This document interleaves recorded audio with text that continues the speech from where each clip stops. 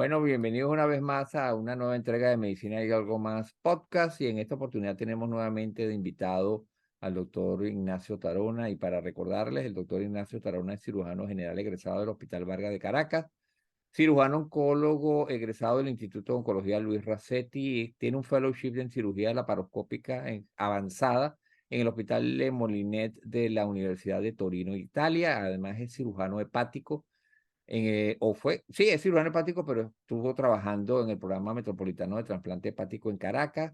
Fue adjunto del Servicio de Cirugía Oncológica de Vías Digestivas, Sarcoma y Melanoma en el Instituto Oncológico Luis Racetti.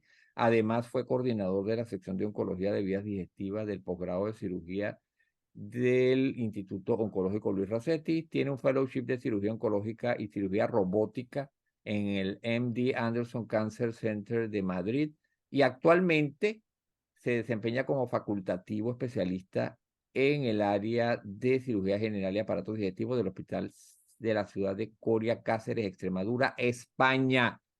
Bienvenido nuevamente a Medicina y Algo Más, Ignacio.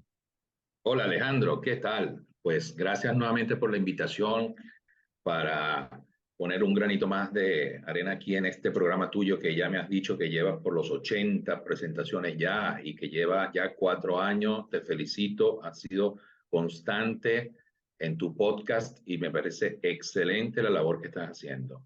Sí, Adelante. Ignacio, llegamos con este programa que estamos grabando hoy es el programa 89 y pronto vamos a llegar al programa 100.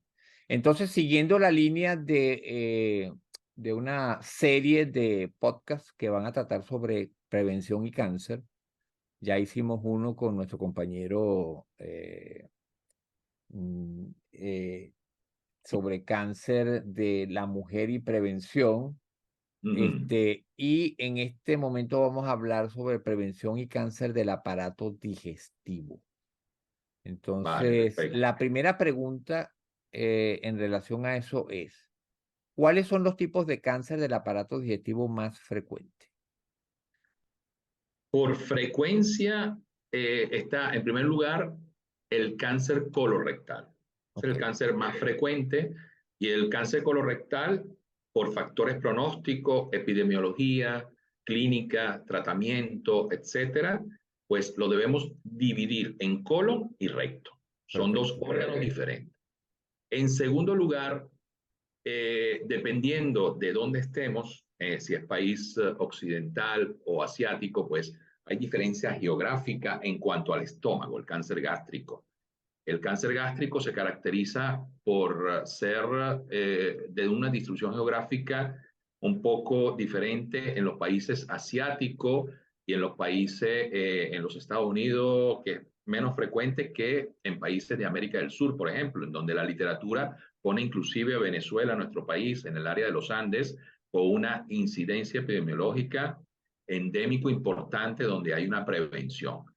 Como Chile también es un país donde hay mucho cáncer gástrico. Y si nos vamos al mundo asiático, sabemos que en Japón y países de Asia tipo Corea, Singapur, etcétera, pues también tiene alta prevalencia en donde se hacen una serie de prevenciones primarias y epidemiológicas importantes. Diferente Europa, en donde aparentemente pues la dieta mediterránea es un factor protector importante y ya la incidencia de cáncer gástrico, si lo vemos a nivel mundial, varía un poco.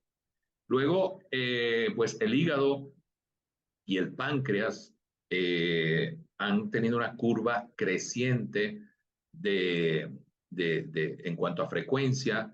El páncreas, efectivamente, pues cada vez vemos más casos de cáncer de páncreas y el hígado, que sabemos que el hepatocarcinoma, que es el tumor primario de hígado, está asociado mucho pues a la cirrosis hepática, que ya hablaremos de las causas de la cirrosis hepática, que ha cambiado inclusive en frecuencia.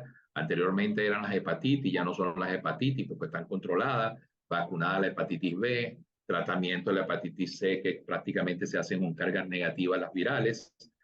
Y en el hígado está cambiando como frecuencia el alcohol versus la hepatitis o esteatohepatitis no alcohólica o por síndrome metabólico.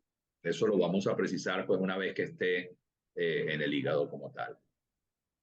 El esófago sigue siendo una de las quintas, sexto causa, pero el esófago lo tenemos que también diferenciar en si es un carcinoma de células escamosas o epidermoide, que es más en una población, el alcohólico, el desnutrido, el tabáquico, etcétera, que son factores muy de riesgo, al tercio distal del esófago, que ya es otra connotación que tiene que ver con el esófago de Barrett, reflujo gastroesofágico, etcétera, que también lo vamos a conversar en las causas epidemiológicas y en las prevenciones de esto. Ok, entonces, ya sabiendo cuáles son los tipos de cáncer del aparato digestivo más frecuente, la segunda pregunta ¿es posible prevenir el cáncer, Ignacio? Sí, a ver, vamos a definir primero las tres tipos de prevenciones que hay. Prevención primaria en oncología, como puede ser en toda materia de salud, que son las medidas preventivas, valga la redundancia, que se toman para evitar la enfermedad como tal. Ok, Sí, allí vamos a hablar de algunas, dependiendo por sector, por órgano, pues cuáles son. Luego está la prevención secundaria, que es el diagnóstico precoz. Y son las herramientas que tenemos en medicina para diagnosticar lo más precoz posible este tipo de cáncer en los diferentes órganos, para que sea con un factor pronóstico mejor y supervivencia global a 5 o 10 años, pues de mayor porcentaje y mejor supervivencia para el paciente. Y luego la prevención terciaria, que se considera ya una vez que la enfermedad está, pues en la parte de rehabilitación y tratamiento, etcétera. Entonces, yo creo que esta conversación tiene que ver mucho con la prevención primaria y secundaria, que es básicamente donde va a alterar o modificar para mejor el no adquirir o el no tener la enfermedad si se siguen estos criterios de prevención primaria y si hace la detección temprana, pues diagnosticarlo lo más precozmente posible, que tiene una connotación de tratamiento curativo. Entonces, sí perfecto. es. Entonces nosotros vamos a hablar ahora de la prevención primaria. Y dentro de la prevención primaria, hacerle la aclaratoria que lo que vamos a hablar es la prevención primaria a través de los factores de riesgo, aclarando que hay factores de riesgo que no son modificables. Por ejemplo, si un tipo de cáncer de esto es más frecuente en el hombre que en la mujer, yo no puedo dejar de ser Claro, hombre biológicamente, no puedo dejar de ser hombre. Y si es claro, más frecuente en la población latina, pues yo soy latino y tendré que nacer otra vez, pero no puedo dejar de ser latino, así que así claro, tome otra nacionalidad. Y si es de familia, no puedo porque pues viene por la rama de mi padre o mi madre y yo no puedo yo no puedo tener una madre o un padre distinto. Son factores de riesgo que no puedo modificar. La edad tampoco la podemos modificar, pero hay una serie de factores de riesgo que sí puedo modificar y modificándolos puedo reducir el riesgo. Entonces, lo primero que vamos a hablar sobre esto es, Ignacio, sobre decisiones saludables con respecto al estilo de vida. Ahí está parte de yo creo que una de las cosas más importantes para reducir el factor, estos factores de riesgo. Entonces, lo primero es el tabaco. Sabemos que si fumas, debes parar de fumar y si no has fumado, no iniciar ni involucrarse en esa adicción que es el tabaco. Pero ¿existe alguna relación entre el tabaco y algún tipo de cáncer de vías digestivas, Ignacio? Sí, sí, por supuesto. De hecho, cuando nosotros y todos los médicos, desde los centros de salud primaria, se le hace en los antecedentes del paciente, pues hay un tópico que dice tóxicos. Y este tópico de tóxicos está básicamente el tabaco como un tóxico y vemos la historia tabáquica de cada enfermo. Están las drogas, por supuesto, de adicción y aparte de eso está el alcohol. Estos son tres, eh, digamos, noxas dentro de la parte tóxica que sí tienen que ver dentro de la etiología del cáncer.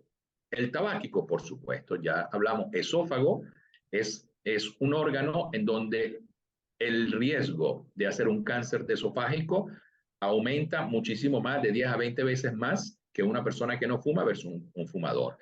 Y el problema es que el tabáquico generalmente se asocia al alcohol, porque sabemos que es una asociación que epidemiológicamente existe y que puede ser desde social a todos los días. Entonces, claro, tiene que ver con esófago y tiene que ver básicamente en muchas de las esferas. El estómago también tiene que ver, pero básicamente el tabáquico es mucho que ver en esta área de vía digestiva con esófago. Esófago y como el tercio distal del esófago hay un componente, dependiendo del sitio en donde aparece, que hay varias porciones en el cardia, subcardial o por encima del cardia, pues también tiene relación con la parte más proximal del estómago, que a veces se inicia en el estómago, invade el esófago, etc. Entonces, y el páncreas, por ejemplo, el páncreas es otro órgano que la persona fumadora tiene mucho más riesgo de hacer un adenocarcinoma de páncreas. Ahora, Entonces, con sí, respecto al consumo de alcohol, Ignacio, claro. ¿qué debemos recomendar con respecto y si hay alguna relación entre el alcohol y algún tipo de cáncer de vías digestivas? Sí, el alcohol, principalmente sabemos que la persona que tiene, un hombre, por ejemplo, que toma más de, eso está considerado en gramos o en onzas, dependiendo de lo que sea, más de 30 o 40 gramos al día de alcohol y la mujer por encima de 30, en el transcurso de 20 años o 30 años, pues efectivamente pueden desarrollar una cirrosis hepática que va pasando por diferentes fases y sabemos que el hígado tiene una toxicidad al alcohol e inflama el hepatocito, que esto puede conllevar a la cirrosis hepática. Y el paciente con cirrosis hepática tiene un alto porcentaje de hacer un hepatocarcinoma. Y de hecho, estos pacientes tienen que seguirse para ver si aparece uno de los nódulos que sea un hepatocarcinoma. Entonces, influye directamente sobre el hígado, sobre el páncreas, que también es una noxa importante para adenocarcinoma de páncreas, sobre el estómago también. Entonces, son en la esfera y el esófago también. Quizás el colon y el recto no está completamente relacionado, pero sí el resto de los órganos están relacionados con el uso excesivo de alcohol. Y Ok. hay estudios que también lo demuestran. Y el que más es el hígado, porque el hígado cirrótico, que el paciente que es tomador de alcohol crónicamente y un alto porcentaje, pues termina en eso. Entonces ya llevamos dos cambios de estilo de vida para optar por la vía de estilo de vida saludable, que son evitar el tabaco. Si está fumando, dejar el tabaco. Sabemos que no es fácil dejar el tabaco, pero con ayuda y medicamentos sustitutivos que contienen nicotina y ayuda profesional se puede lograr el dejar el tabaco. Y lo Sí, otro es limitar el consumo de alcohol porque exacto. sabemos que ese dúo es realmente, eleva mucho el factor de riesgo para los tipos de cáncer que tú dijiste. Ahora vamos a hablar sobre algo importante. Ignacio, el peso. ¿Tiene que ver el sobrepeso y la obesidad? ¿Está relacionado con algún tipo de cáncer de vías digestivas y qué debe hacer la persona para controlar ese factor de riesgo? Bueno, mira, te decía inicialmente que dentro de la enfermedad hepática, el sobrepeso, la obesidad, ha cambiado la causa de inclusive de trasplante hepático. Cuando uno ve y escucha pues a centros que tienen números elevados de trasplante hepático, se está considerando ahorita entre una de las primeras causas cirrosis secundarias a NASH o que es el término en inglés de una esteatohepatitis no alcohólica, producto de un hígado graso persistente en el tiempo por obesidad, sobrepeso importante, trastornos de tipo síndrome metabólico, resistencia periférica a la insulina, intolerancia a los carbohidratos. Y estos pacientes deben ser controlados hoy en día con FibroScan. El FibroScan es un método, es un tipo de ecografía donde ve la elastografía del hígado y te puede, de manera no invasiva, por un estilo de ecografía, para ver la fibrosis hepática, que la clasifica en 4, F1, F2, F3 y F4, y dependiendo de los valores que te da, tú ves el grado y lo correlacionas con el grado de hígado graso que hay. Y por supuesto, la obesidad tiene que ver mucho con esto, y la disminución del peso a un índice de masa corporal entre 20 y 25, y con peso ideal para la persona según su estatura, etcétera, pues puede haber regreso en las primeras fases de este hígado graso. Pero una cosa es hígado graso con inflamación y otra cosa es hígado graso sin inflamación. Porque el problema de la correlación de tener inflamación en el hígado es el que te lleva a fibrosis y secundariamente a cirrosis. Entonces, es controlar esto. ¿Y cómo se controla? Pues la reducción de peso es fundamental para evitar esta progresión que no es inmediata, que puede ser en 15 años y en 20 años. Y luego, pues la dieta, que va definitivamente con esta reducción de peso. ¿Cómo reducimos de peso? Pues con una dieta adecuada, hipocalórica, hiperproteica, baja en índice glucémico, pues una característica nutricional ahí bien importante. Entonces, sí, la obesidad tiene que ver como factor de riesgo en hígado. En páncreas también se considera un factor de riesgo que altera las secreciones pancreáticas, aumenta la secreción de insulina. Es como que el obeso pues necesita mayor secreción de insulina, todo está alterado el metabolismo y esto hace que en algún momento pues haya displasia de las células pancreáticas también, produciendo adenocarcinoma de páncreas. El resto, colon recto, también hay algunos estudios en donde evidentemente el paciente obeso aparentemente aumenta como factor de riesgo también. Yo creo que excluyendo el esófago se ve en pacientes delgados, tomadores, tabáquicos, etcétera. El resto de las vías digestivas, esto que estamos hablando, porque si consideramos el ano, vía digestiva es otra cosa, otro capítulo completamente diferente. La obesidad sí es un factor de riesgo para el cáncer inclusive estómago, colon recto, hígado y páncreas. Ok, ahora fíjate, en cuanto a la dieta, importante, por supuesto, si vamos a hacer cambio de estilo de vida, llevar una dieta saludable. Ahora, ¿tiene alguna relación como factor de riesgo el tipo de Sí, dieta que consume la persona? Por ejemplo, alimentos procesados, alimentos sí, sí, altos en carbohidratos, de contenido de carbohidratos. ¿Tiene sí. alguna relación?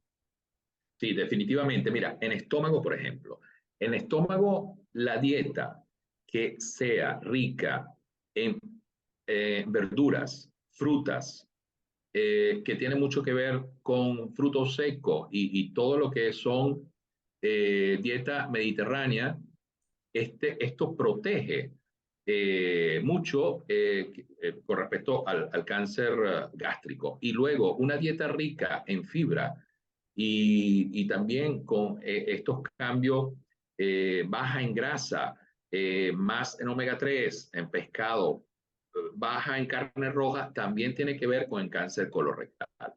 Entonces, la dieta sí es fundamental, alimentos poco procesados, granos enteros, legumbres que hacen que ayuden o protejan en cierto modo al tracto gastrointestinal directo, tanto estómago como colon y recto, para evitar la progresión, porque es que al final esto empieza en la alteración de las células, de la mucosa de la célula, que es una displasia, y esta displasia viene de la inflamación. Y la inflamación en nutrición, hoy en día pues, se está hablando mucho de la relación de la inflamación, inclusive de la microbiota, de los cambios a niveles del intestino delgado con respecto a la flora bacteriana y que tienen que ver con la dieta también. Entonces, los alimentos procesados, los famosos alimentos de comida rápida, todas estas cosas que conllevan a trastornos de microbiota, de inflamaciones a nivel intestinal o hacen que en un momento dado la composición de los nutrientes no sea adecuada o que no tengan lo suficiente de estos que yo ya comenté, pues evidentemente es una dieta que no ayuda en lo largo de los años a protegerte de eventual patología oncológica. Claro, esto no es per se, no es solamente la causa, esto está tiene que ver inclusive una parte genética, una parte hereditaria, pero, o sea, tenemos que cambiar dentro del estilo vida la dieta, o sea, tenemos que incluir más fruta, más verdura, más legumbres, más granos enteros en la dieta, poca carne roja, más pescado, en términos general, que hacen que nos protejan de este cáncer de vía digestiva. Ok, ahora para completar esta tríada importante, porque al principio hablamos de dos adicciones que ya dijimos que es importante, pues, eh, no caer en estas dos adicciones o tratar de pararlas, que es el cigarrillo y el alcohol. Y la tríada que se relaciona con obesidad también es, ya hablamos de la alimentación saludable, y el otro que queda por hablar es la actividad física. Ignacio, Sí. ¿hay alguna relación con sedentarismo y algún tipo de cáncer de vías digestivas? ¿Qué es lo recomendable en este caso? Bueno, es lo mismo, o sea, claro, si nosotros consideramos que el sedentarismo y la falta de actividad física programada, el caminar, trotar, hacer bicicleta, nadar, etcétera, hacen que la persona mantenga un peso ideal, pues efectivamente esto es un beneficio ya para evitar el cáncer en lo que hemos hablado. Entonces, el sedentarismo, como tú bien sabes, no solamente trae problemas a nivel oncológico, sino a nivel cardiovascular, cardiorrespiratorio, metabólico, etc. Entonces, definitivamente, pues, esto es contraproducente en cualquier persona que esté en sus actividades, que pueda hacer algún tipo de ejercicio, siempre hay que hacer, porque esto hace que mantenga el peso ideal o que no caiga en sobrepeso ni caiga en obesidad y que conlleve a lo que hemos hablado. Entonces, dentro del estilo de vida, pues la actividad física es fundamental. Es fundamental casi a diario, por lo menos 3, 4 veces a la semana, para mantener dentro de estas tríadas o más eh, factores protectores o factores de menos riesgo para la oncología de vía digestiva. Perfecto. Entonces ahora vamos a hablar de comportamientos riesgosos. Nosotros podemos evitar este tipo de factores de riesgo. ¿Y qué comportamientos riesgosos vamos a ver? Vamos a hablar primero sexo seguro y saludable, porque hay enfermedades de transmisión sexual que se relacionan con cáncer de la vía digestiva. Entonces vamos a hablar sobre el VIH y sobre el VPH inicialmente, porque estamos hablando de enfermedades que, por supuesto, igual que la hepatitis, se pueden transmitir a través de relaciones sexuales, pero también se transmiten a través del contacto con la sangre. Pues, por ejemplo, las personas que consumen sustancias e intercambian pues, jeringas, agujas, etcétera. Pero de acuerdo a circunscribiéndonos a lo que sería el factor de riesgo de comportamientos riesgosos en cuanto a las relaciones sexuales. ¿Hay relación entre VIH, VPH y la hepatitis con algún tipo de cáncer de vías digestivas, Ignacio? Bueno, mira, sí. La hepatitis, por ejemplo, sabemos que de transmisión sexual están la hepatitis B y la hepatitis C. La hepatitis B, pues cada vez ha reducido mucho más porque hay un plan de vacunación de hace más de 20 o 30 años en donde se están vacunando todos los niños y está en el calendario de vacunación y por lo tanto la transmisión o las hepatopatías por hepatitis B crónicas activas que conllevan cirrosis hepática y luego un hepatocarcinoma, pues cada vez se ven menos. Eso por ese lado, por un efecto de vacunación. Y esta vacunación es una prevención aquí primaria de estos Sí. pacientes, prácticamente.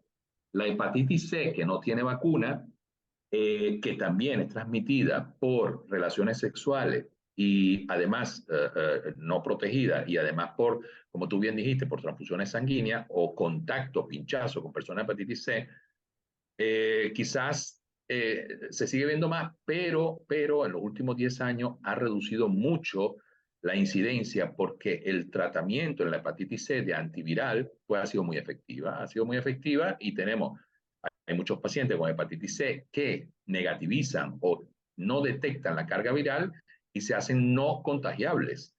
Entonces, la hepatitis C también producto de inyecciones, drogas, etcétera, y relaciones sexuales. Lo que pasa es que estas son patologías que en estos países occidentales, drogadicción, VIH y hepatitis C va junto, porque esto conlleva, es más, hay un término que se llama eh, sexo múltiple químico o algo así. O sea, hay una relación entre uso de drogas de manera excesiva que hace que las personas pues tengan una actividad sexual mayor y con múltiples parejas, etcétera, y esto dispara los números de HIV y también. Pero tú sabes que todo esto está controlado desde el punto de vista farmacológico. Ya sabemos también que el HIV como tal, hay pacientes que hacen una vida perfectamente con antirretrovirales, que la carga se hace negativa y al final, dentro de este comportamiento de un subgrupo de la población, pues quizás no estamos viendo la afectación oncológica tal como se veía antes, porque el tratamiento lo está, que es lo que sería esa prevención casi terciaria en este sentido, ¿no? Porque estamos viendo un efecto de un tratamiento mejor en estos pacientes que tienen estos virus y que no logran desarrollar en 20 años un cáncer, porque el VIH no se hace SIDA inmunodeficiente, entonces no vemos el sarcoma de Kaposi, que no tiene nada que ver con esto. Y la hepatitis C pues no termina afectando el hígado a cirrosis en un alto porcentaje de pacientes porque prácticamente casi se curan y muchos de ellos terminan sin tratamiento y desaparece la hepatitis C o no es detectable en mucho tiempo. Entonces, esto con los virus de la hepatitis. Luego, es muy interesante el VPH. Eso sí es muy interesante con la parte vía digestiva con respecto al ano.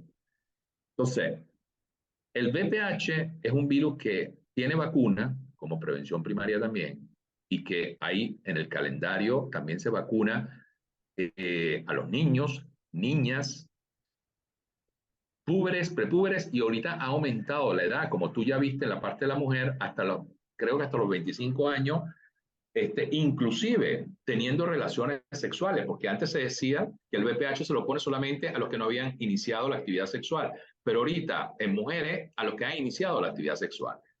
Entonces, claro, en el hombre también se está poniendo, porque donde se está viendo más cáncer de ano es en la población homosexual. La población homosexual, de hecho, se le hace una pesquisa de hisopado rectal en donde se detecta si tiene o no VPH por serotipo, no viéndolo al microscopio.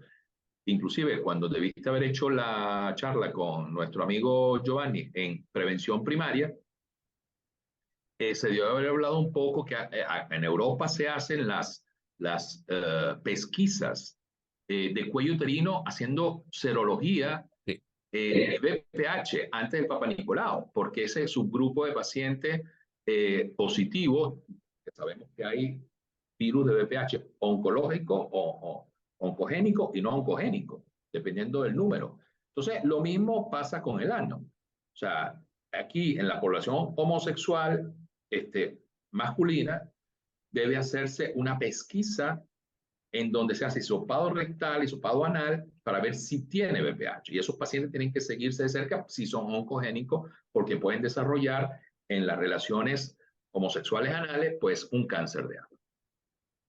Y eso Perfecto. está perfectamente demostrado como factor de riesgo de VPH oncogénico y cáncer de ano aquí, como también está aumentando.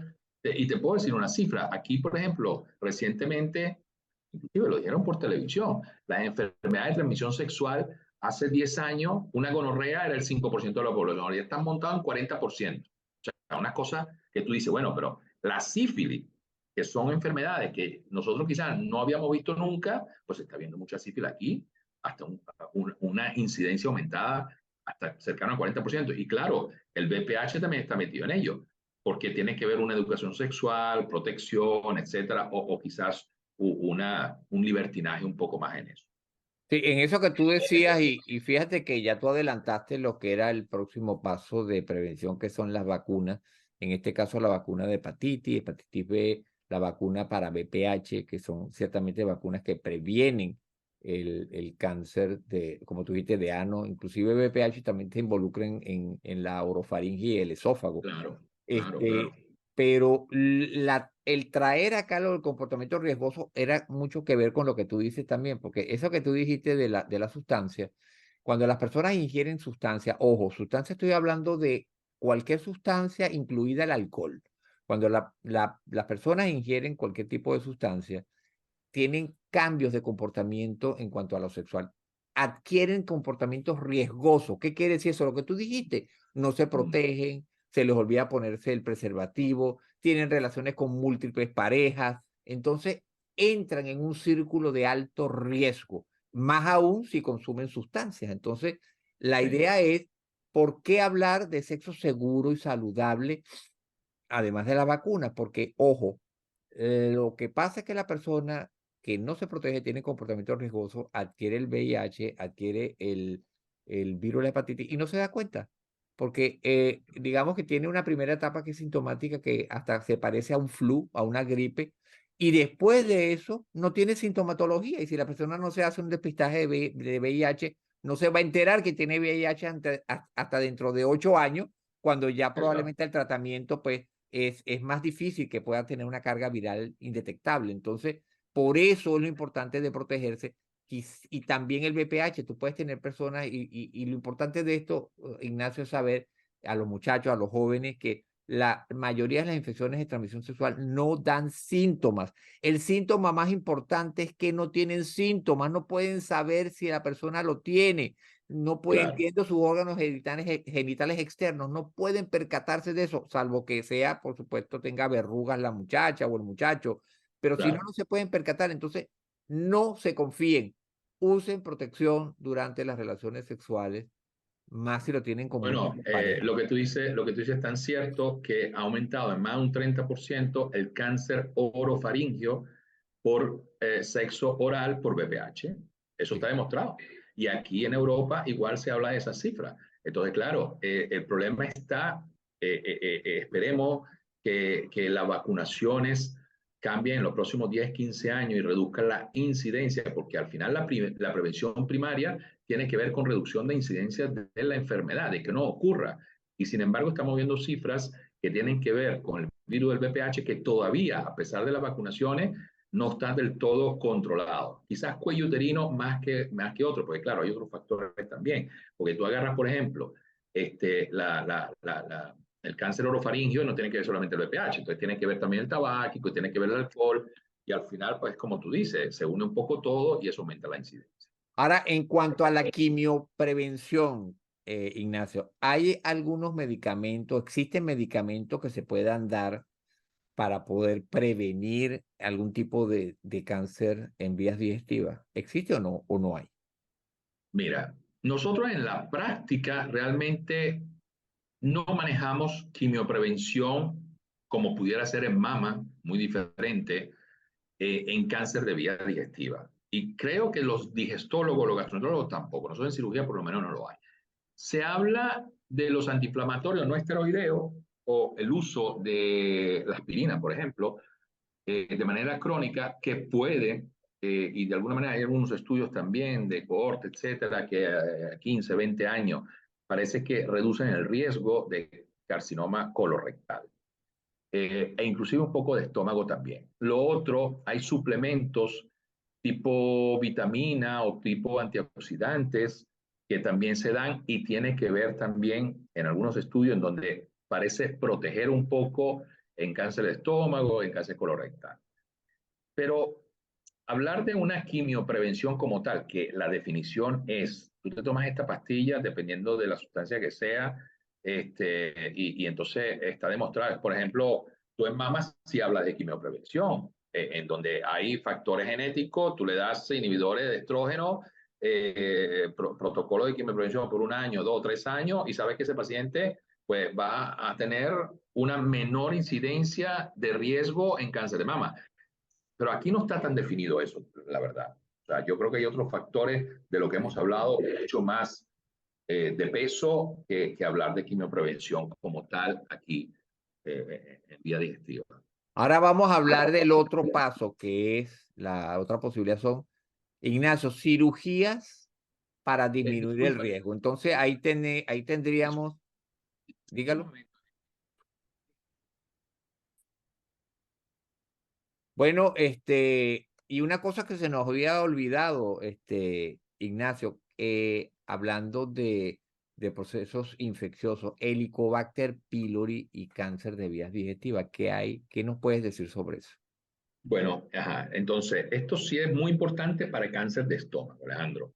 El Helicobacter pylori está demostrado de una infección saprófita en el estómago de hace ya más de 20, quizás 30 años, en donde se hace la detección en un paciente que tiene epigastralgia crónica, que tiene gastritis, etcétera, que inclusive se puede hacer de varias maneras, que tú hay hasta unas pruebas del aliento para detectar o directamente por biopsia, por endoscopia o inclusive se hace por serología. El punto está en que si nosotros en estómago, que podemos clasificar, como yo te decía, el cáncer del cardia y no cardial, es diferente los factores de riesgos. Cuando hablamos del Helicobacter pylori, está demostrado en estudios que las personas que tienen esta bacteria o semiparásito, etcétera, más que más una bacteria, tienen mucho más riesgo de desarrollar un cáncer gástrico no cardial, o sea que no es el tercio proximal del estómago y distal del esófago, sino el resto del estómago, llámese cuerpo, antro, porque esto a la larga inflama la mucosa gástrica y por lo tanto cuando se detecta hay que erradicarlo con tratamiento con antibióticos, triple tratamiento con antibióticos, etcétera, y estar seguro de que esto se erradica, porque sí está demostrado una relación y causa-efecto con el Helicobacter pylori. Y te quería hablar con respecto en estómago como factor de riesgo, en el cáncer que lo llama de cardias, en donde tiene que ver mucho el reflujo gastroesofágico. Y esto lo relacionamos también con la obesidad. Paciente obeso, sobrepeso, tiene mayor afección del esfínter esofágico inferior por aumento de la presión intraabdominal y por debilidad de este esfínter en donde hace reflujo gastroesofágico que lo puede hacer sintomático o asintomático.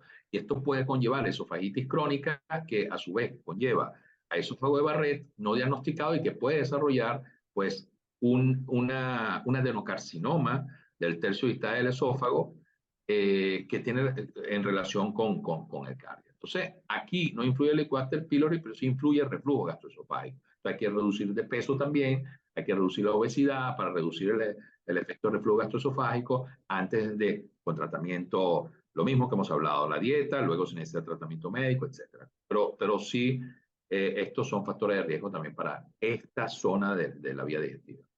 Ok, ahora hablemos de la parte de lo que es cirugías preventivas.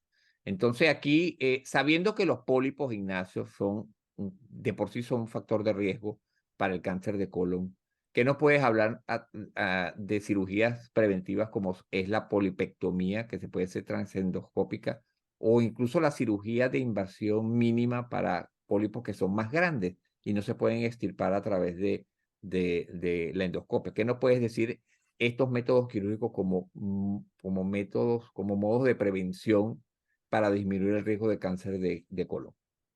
Sí, en colon definitivamente por encima de 45 años, si hay factores de riesgo familiares o hereditarios de cáncer de colon y o recto, pues debe hacerse una colonoscopia. Y si detectamos pólipos, estos pólipos deben extraerse para hacerse la biopsia y ver qué tipo de pólipos son. Entonces, la endoscopia en la colonoscopia es un método efectivo y eficiente para hacer resección de pólipos.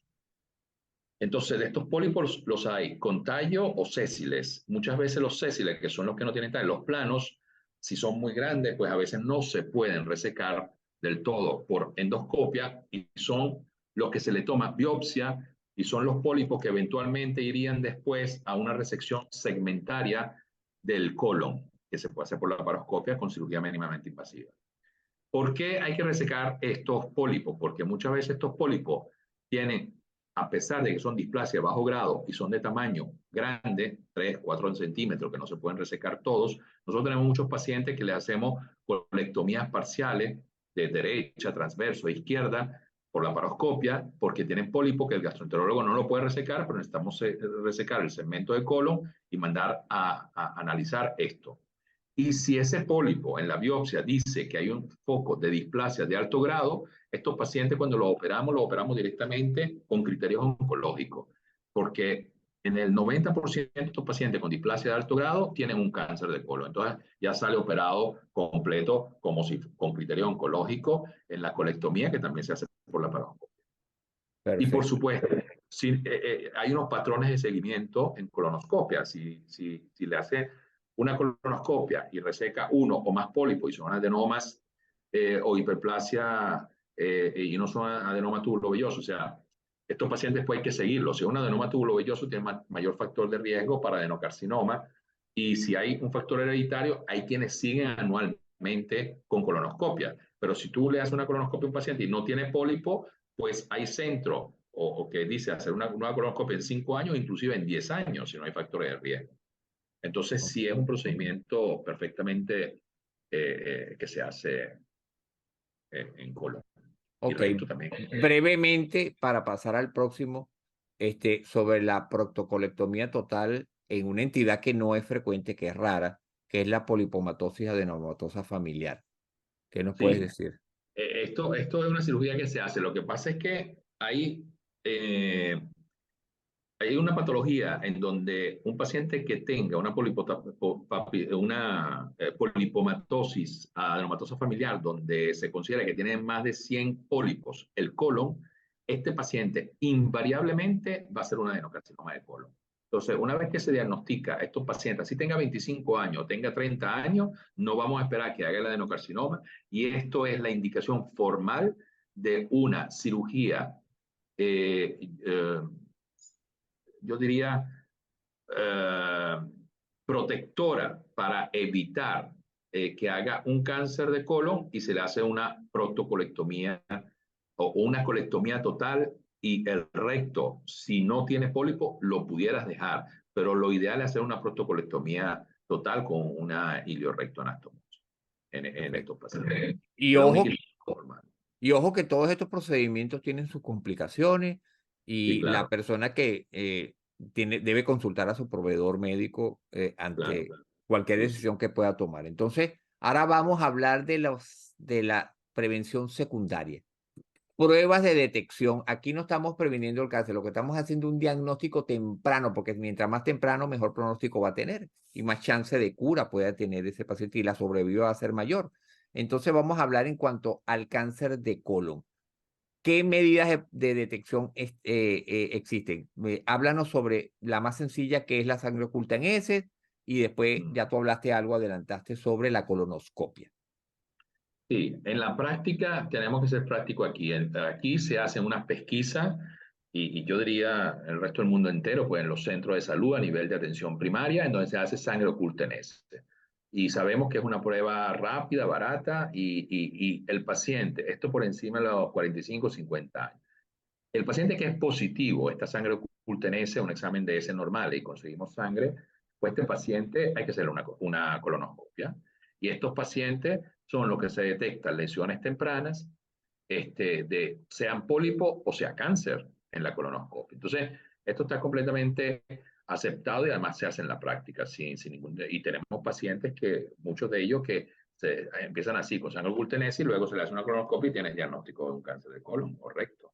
Ignacio, y el usar pruebas de tipo inmunológica, inmunoquímicas en las heces, ¿ustedes usan eso allá? Las pruebas inmunoquímicas, Mira, ADN, etcétera. no que yo conozca, la verdad. Yo creo que esto a nivel poblacional, a nivel de masa, encarece más, no ha demostrado que tenga mayor sensibilidad o especificidad con respecto a la sangre oculta en S y no lo hacemos nosotros. Las pruebas de ADN en S o test en S de sangre oculta desde el punto de vista inmunológico, pues no lo hacemos. No lo hacemos y creemos que con lo que se hace, nosotros te puedo decir que el cáncer de colon y recto, yo creo que el 50% o 60% de los pacientes que manejamos llega en un estadio relativamente temprano. Hemos tenido casos de T1, T2, dependiendo de la profundidad. Ganglio negativo, que tú los operas y no le das quimioterapia. Y yo diría que casi la mitad de los pacientes los estamos operando así, que es bastante, que es bastante. Y otro subgrupo pudiera llegar a un T2N1 con algún ganglio positivo, que son los que van en quimioterapia, o inclusive T3N0, que está considerado estadio 2. El problema se ve más en recto que en colon. O sea, en colon tenemos pacientes que están estreñidos, que le hacen una colonoscopia, no pasa el colonoscopio y sin embargo el estadiaje no es tan localmente avanzado. Pero en recto sí cambian las cosas. En recto el crecimiento del tumor en recto es más rápido y cuando hacemos los diagnósticos en recto, el 80% o 90% son localmente avanzados. Porque a todos los pacientes con un tumor en el recto, pues le hacemos resonancia magnética. La resonancia magnética nos clasifica por imagen el TNM y la mayoría son por encima de T2N1 y esos pacientes van primero a tratamiento. Entonces, yo creo que pues estos pacientes más o menos, ese es el manejo, pues. Y eso es lo que hacemos con estos pacientes colorectales. No sé qué otra cosa. Sí, y con respecto a otros tipos de cánceres, ya sea esófago, páncreas, hígado, estómago, ¿hay A ver, alguna prueba de detección en estómago. temprana que se usa? Sí, en estómago, por ejemplo, lo que yo te hablaba, como el estómago tiene una incidencia y es endémico en algunos países, por ejemplo en Chile, en la misma Venezuela, nosotros tenemos en los estados andinos unos esquemas de screening temprana de endoscopias para hacer diagnóstico temprano en estómago, lo mismo que en Japón. Inclusive, Japón tiene unos estudios varitados con aire dentro para ver el relieve, o sea, como con pastillas efervescentes para ver el relieve, porque claro, la endoscopia tú dices, bueno, lo hacemos en masa y es más costoso hacer una endoscopia que hacer estudios varitados de tipo radiológico. Sin embargo, yo creo que la tendencia hoy en día en estómago es hacer programas de pesquisa, de screening endoscópico para hacer diagnósticos tempranos de cáncer gástrico, intramucosales o el cáncer gástrico que llega hasta la submucosa, que es un cáncer gástrico precoz y que se curan esos pacientes con cirugía después, o inclusive con resecciones endoscópicas. Entonces, sí, y esófago, por supuesto, también incluye la parte de la endoscopia. Ok, en el caso de páncreas e hígado, Bueno, con respecto al hígado, es lo que yo te hablaba de la elastografía o el fibroscan, que es la manera de evaluar, en este caso, detecciones tempranas de cómo evoluciona una hepatopatía en el paciente que tiene esto que yo hablaba de hígado graso, de esteatohepatitis no alcohólica, o inclusive el que tiene también ya cirrosis hepática diagnosticada, se le hace ecografía normal para buscar esos nódulos que pudieran estar hipervascularizados y que pudiera ser una detección de un hepatocarcinoma. Ahora, páncreas no está bien establecido como screening poblacional en masa, de hacerles estudios tipo tomografía o tipo ultrasonido endoscópico, porque, vamos a ver, es más el costo que el beneficio que se le da. O sea, no hay un programa de screening como tal en páncreas, pero sí es verdad que el que tiene factores de riesgo, porque ha tenido un familiar con cáncer de páncreas, o tiene en algún síndrome hereditario como factor de riesgo, no solamente el adenocarcinoma, sino supone que tenga una neoplasia endocrinológica múltiple, donde el tipo 1, donde se puede afectar el páncreas con un tumor neuroendocrino. Ese paciente ese sí se le hace una econdoscopia, se le ve si hay algún tumor neuroendocrino, etcétera. Es otro subgrupo de pacientes.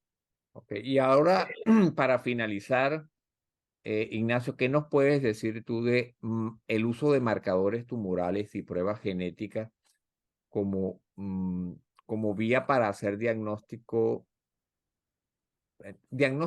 precoz y para establecer factor de riesgo y cambiar la actuación en cuanto a los métodos diagnósticos a seguir en estas personas que tienen mayor riesgo eh, detectado por pruebas genéticas. ¿Qué nos tiene que decir con eso? Ajá, entonces, hay una confusión, inclusive a nivel médico y de lo que manejamos el día a día, con respecto a los marcadores tumorales. En cuanto a el marcador tumoral, por definición, no es un método diagnóstico, es un método de seguimiento y pronóstico. ¿En qué sentido digo esto? Nosotros, por ejemplo, tú agarras una población de 1.000 personas y tú no le vas a hacer a esas 1.000 personas un CA, un antígeno carcinoma embrionario, para ver de esas 1.000 cuánto lo tienen alto, cuánto no lo tienen alto, porque los que lo tienen alto puede ser que tenga un cáncer de colon o no tenga un cáncer de colon. O sea, no son un método de diagnóstico. De hecho, uno lo ve de manera también discutible y errática en el mismo gremio médico. Y entonces, un paciente que tenga alguna patología tumoral, claro, si tú tienes ya el diagnóstico, tú se lo pides para tener una base del marcador tumoral, pero no estás haciendo el diagnóstico con el CEA o con el CA 19-9. Entonces, lo que estamos haciendo con esos marcadores tumorales es teniendo una base para ver después si ese marcador tumoral bajó después del tratamiento y después que tú tratas al paciente con los diferentes mecanismos, si le das neoadyuvancia, si lo operas, si le das adyuvancia después con quimio-radioterapia, etcétera, ver cuándo sube nuevamente eso. ¿Me entiendes? O sea, entonces, por ejemplo, el CA es diferente a los fumadores y no fumadores. Y todos sabemos que esto no son sensibilidad y especificidad 100%. O sea, tú puedes tener un cruce entre patologías diferentes que te sube el CA y no necesariamente tener un cáncer de colon. Lo mismo que el CA 19-9. El CA 19-9 que se usa en el área bilio-pancreática, pues si lo tienes alto, un cáncer de páncreas, en el 80% de los pacientes o un colangiocarcinoma te da un CA 19-9 elevado. Pero no me lo está diagnosticando. Yo el diagnóstico lo tengo que hacer con una biopsia, un imagen. Es decir, desde el punto de vista práctico, epidemiológico y poblacional, no es un método diagnóstico, es un método de seguimiento, pronóstico, porque claro, este paciente si lo tratamos y después el CA 19-9 que se había normalizado, de repente me sube a 1.000, pues hay tumor ahí, parecido al Okay. ovario. Y en cuanto a las pruebas genéticas que pueden hacer, digamos, tú puedes discriminar esta población, la persona que tiene esta mutación, tiene Claro, muchísimo riesgo, entonces me voy a enfocar en ella, voy a hacer las pruebas de diagnóstico precoz más seguido y voy a enfatizar en lo que es la disminución de los riesgos, factores de riesgo que ya hablamos. Esas pruebas claro. genéticas son útiles en los cánceres de vías digestivas. No las hacemos. No No las es como hacen. mama, no es como mama, por ejemplo, que le hace un perfil genético y tú sabes que el BRCA1, el BRCA2 tiene mutaciones y tiene que ver con mama, ovario. Nosotros no hacemos pruebas genéticas en digestiva, ni en estómago, ni en colon, tampoco lo hacen los gastroenterólogos. Lo que sí es verdad es que en todas las biopsias, tanto preoperatoria como operatoria de la pieza quirúrgica, hacemos la estabilización microsatelital, que son unas mutaciones a nivel de biología molecular que tienen que ver con la adyuvancia del paciente y tienen que ver lo que se llama ahorita, pues, el tratamiento oncológico farmacológico personalizado, que son MLH1, MSH2, MSH6. Estos son inmunistoquímica y biología molecular que le hacen a la célula tumoral para ver inestabilidad microsatelital, porque dependiendo de esto tiene mejor pronóstico o peor pronóstico, si la tiene o no la tiene la inestabilidad microsatelital a nivel de biología molecular, cuando le das la adyuvancia. En cuanto a qué, si este va a recaer, no va a recaer, si va a tener metástasis a distancia, etc. Pero esto se hace, digamos, es como un perfil genético de biología molecular al tumor, pero no se hace como para decir a este paciente lo tengo que operar o no. Esto se hace, es un estudio ya a la célula tumoral. Y del Ok. resto, pues no, a menos de que entre en un síndrome de esto, un Lynch, por ejemplo, pues un síndrome de Lynch ya es diferente. Tú lo clasificas como un cáncer de colon no polipomatoso y que se acompaña con otro tipo de tumores, que puede ser el endometrio, que puede ser el ovario, etcétera, que es otra cosa, pero no hacemos eh, perfil genético en vía digestiva, básicamente. Perfecto. Bueno, Ignacio, yo creo que con esto cubrimos ya el tema.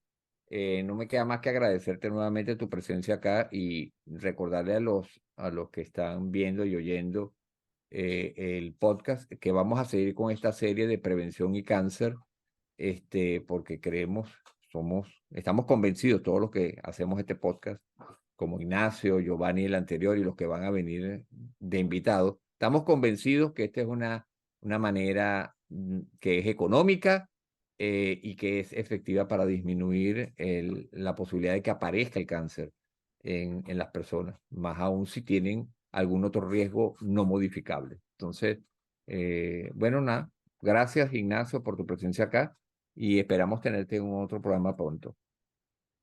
Bueno, gracias a ti, Alejandro, nuevamente por la invitación y espero que esto sea de utilidad a la población oyente y que vea todos los podcasts de tu excelente programa.